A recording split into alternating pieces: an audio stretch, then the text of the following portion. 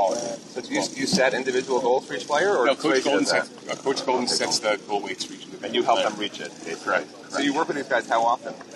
It depends. What we do is we do 2 or 3 education sessions a year, and we tackle most of them that way. No pun intended. As time goes on, if there's some guys struggling to meet their weight goals, then we'll schedule individual sessions with them and do one-on-ones. So, this summer I worked mostly with the linebackers. It's probably in April or May. Coach Gould to put out an email saying our linebackers need to put some weight on, and we started talking with those guys and set them up on a weight gain program, and they were very good. Nutrition programs are only as effective as the ownership person that takes into it. You can sit there and it's just information. You can give them information, but if they don't take ownership in it and perform it, then it's worthless. So a lot of credit goes to the guys for actually paying attention, getting involved, and taking ownership. Examples of just a couple of players that you really helped? I know Eduardo said he went from 16 to 10% because of you, like him and maybe a couple other guys, and what exactly you helped them accomplish?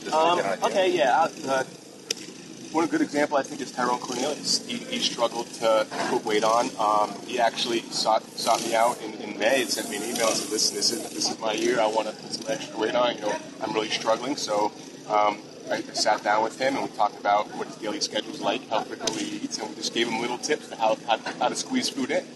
One of the challenges you have with the student athletes, you have this idealistic view of sports nutrition, but then there's the realistic part of it. They have rigorous schedules. They don't have access to a lot of the foods that most sports nutrition people tell you have to eat X, Y, and Z. Well, these guys don't have access to it. How can they eat it?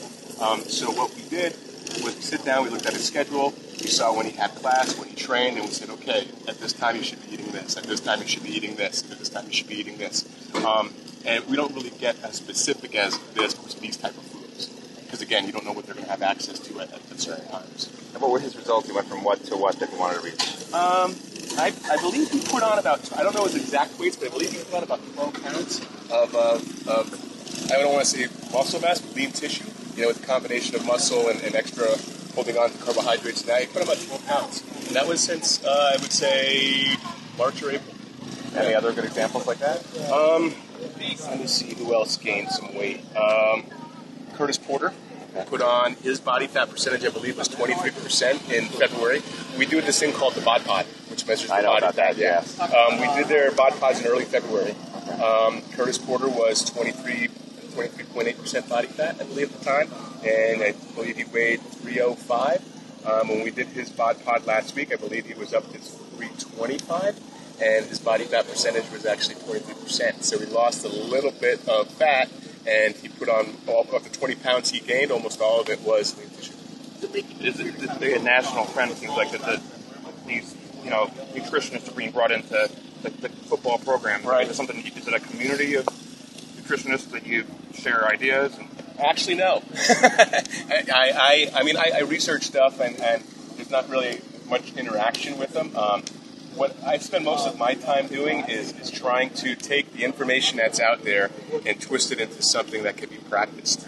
So for example, there's recommendations. An athlete should be getting, 3.5 grams of carbohydrate per pound of body weight. But who's going to measure their food? Who's going to do that?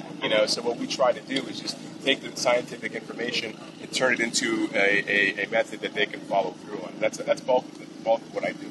Are there any people that you research specifically or that are the best in the field? Actually, Gatorade Sports Science Institute, they put out a lot of good information for various sports. I look up different studies that are on the internet and just try to see what's out there. The information really hasn't changed very much. Again, it's a matter of taking the information and putting it into a usable venue so that these athletes could perform, be well and perform.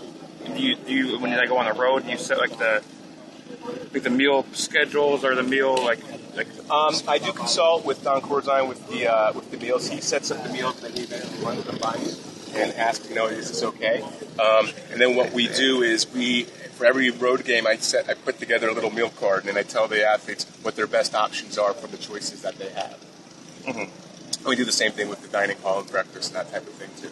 So yeah, Don Corzine actually he organizes the meals and then he'll send them and then I'll just make recommendations. But for the most part, he does a really good job with that.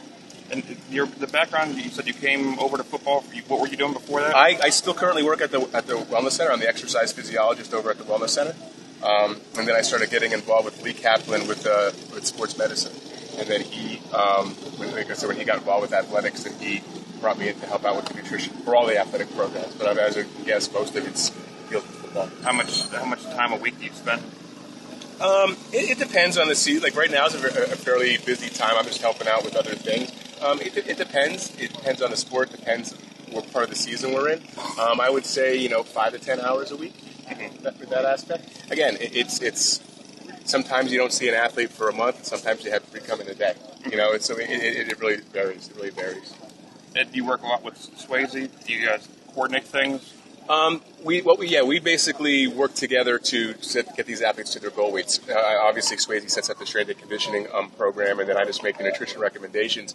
But actually, a lot of credit goes to Swayze and his staff because they're the ones that work with the athletes on a daily basis. So, when I make a nutrition recommendation to these athletes, they get a copy of it, and then they're the ones that are constantly pounding it into them. What did you eat today? How did you eat? Did you get your 5 meals in today? Did you get your snack after practice?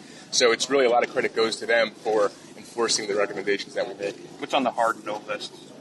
What's on the hard no list? No, none of this, none of this. Well, it depends. It's based on timing. If they're within 3 hours of performing, whether it's a game, whether it's practice, we really want them to cut back on fatty foods because fatty foods stay in your gut for a long period of time and take a long time to digest. So what happens, it's going to slow down the nutrients getting into them. There's really you absolutely cannot eat these things because, again, it's based on timing and preference. Like I said, nutrition's a tough thing, and you can't follow people around, You could say no. I could say you should absolutely not have, pork rinds, but how do you police it? So it's just a lot of recommendations based on timing, based on what their goals are and stuff. So you're not guarding like a McDonald's? No, night, absolutely not. And quite frankly, if the student athlete is, like I mentioned before, if the athlete is under their goal weight and their body composition is fine, they don't have to perform for a day or two. And late night McDonald's trip might not be so bad every once in a while, to get some of those extra calories in, and it keeps them happy, But like I said, the biggest critical issue of the nose is when you're getting up to a time when you have to perform or like a game time.